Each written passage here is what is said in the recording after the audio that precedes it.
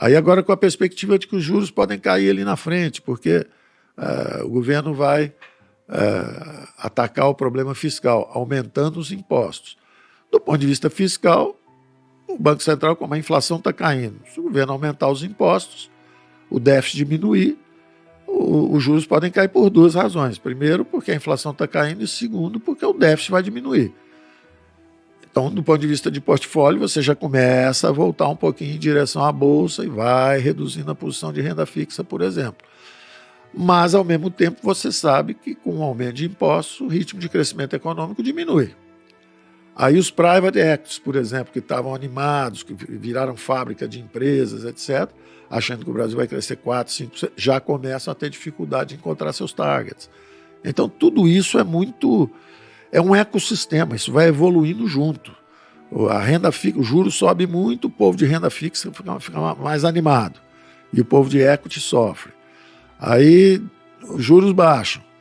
Aí o povo de ações fica mais animado, o povo de renda fixa vai ficando... Sim. Se eu fosse pegar hoje, assim, hoje a gente tem esse cenário, né, o Copom acabou de diminuir aqui 0,5% a nossa taxa básica, foi de 13,75 para 13,25, né, e depois de, sei lá, acho que 2 anos quase, né, sem reduzir a taxa de juros, alguma coisa assim, a gente teve essa primeira redução, né, você pega boletim Focus, né, todas as projeções de alguma forma apontando para que exista um cenário onde a gente comece a ter uma redução suscetível pelas próximas reuniões e a taxa de juros começa a cair, é o que você falou.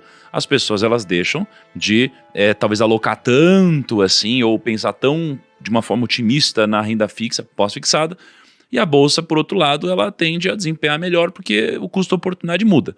Só que a bolsa começou a subir muito antes da taxa de juros começar a ser reduzida, porque o mercado ele é muito complexo. É sempre assim. Ele sempre tenta antecipar de alguma forma.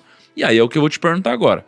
Nesse cenário que a gente vive, de possível redução de taxa de juros, primeiro, isso aqui é um bom caminho para o Brasil na sua concepção? É o que deve acontecer? É o que o Brasil deveria fazer, reduzir a taxa de alguma forma? E aí depois disso, pensando que esse é um contexto que deve acontecer ou está acontecendo, o que fazer sob uma ótica de portfólio? E lembrando que o mercado ele é complexo, porque a gente sempre tem que, de alguma forma, antecipar o futuro melhor do que as pessoas que já estão antecipando hoje. Então, assim, taxa de juros vai cair, é bom para o Brasil, e o que eu devo fazer com o meu portfólio, de uma forma geral? Vamos lá. Você tocou num fenômeno mais importante desses fenômenos econômicos, na dimensão mais importante desse fenômeno econômico, que é justamente a questão das trajetórias. A economia é um animal que se move, é um organismo vivo que se move num ambiente também onde há choques, adaptações, tudo isso. Por isso que é importante a flexibilidade, preços flexíveis, câmbio, juros. As ferramentas têm que estar mais ou menos reagindo ao que está acontecendo. Então, o que nós antecipamos? Quando houve o Covid, o Brasil caiu, nós disparamos os mecanismos anticíclicos, a economia bateu no fundo e voltou rapidamente. Mas, ao mesmo tempo, nós nunca paramos as reformas, porque são as reformas que dão a inclinação da trajetória do PIB. Quer dizer, com as reformas, você põe o PIB para crescer muito. Por exemplo, nos anos 80, sem reformas e com muita desordem, o que acontecia eram grandes ciclos em volta do vai para lugar nenhum. Então, um ano cresce 3, no outro ano cai 3. Um ano cresce 4, no outro ano cai 2. Quer dizer, você não está indo para lugar nenhum. Então, as reformas são importantes porque elas levantam a trajetória toda. Mas continua aquelas oscilações. Nós sabíamos que estávamos controlando a parte fiscal. Então, é a primeira vez em 30 anos que tem 5 mil municípios no azul, superávit primário. E eu conversava com o presidente do Banco Central à época, né? Conversávamos com uma certa regularidade, como o Banco Central é independente, mas ele tem que conversar com o ministro da Fazenda, trocar ideias sobre o que está acontecendo na economia. Nós íamos juntos lá para fora, voltávamos. Então, trocando sempre ideias sobre isso. O que acontece? Nós já sabíamos que tínhamos gasto muito dinheiro anticiclicamente, mas eu disparei gastos transitórios. Ou seja, saúde, mobilidade urbana, os hospitais estão funcionando, o pessoal está em distanciamento, ficou doente, você tem que pegar um ônibus para ir para um hospital. Então, o ônibus tem que rodar mesmo que tenha prejuízo. Então, nós fizemos grandes transferências de recursos para estados e municípios, ao mesmo tempo impedimos que a máquina inchasse.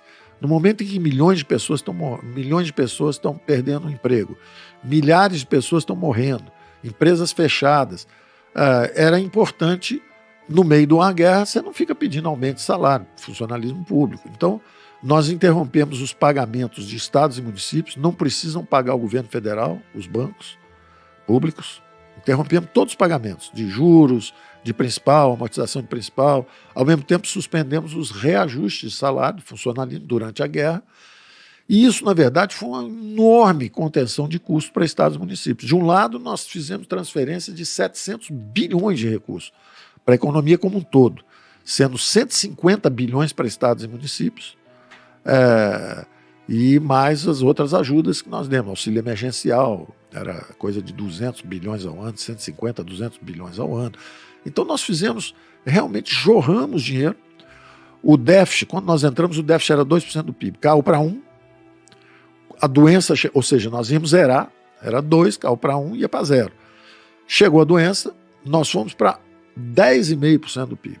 Só que era tudo gasto transitório com a saúde, não gastos permanentes com a máquina. Tanto que a doença refluiu, com a vacinação em massa, a doença refluiu. O que aconteceu? O déficit veio de 10 para 0 e virou um pequeno superávit. Então, qual era a situação do Brasil? Os preços subindo, preços transitórios subindo por causa da doença, nós lançamos o Banco Central Independente. O Banco Central Independente é justamente uma espécie de garantia institucional de que a inflação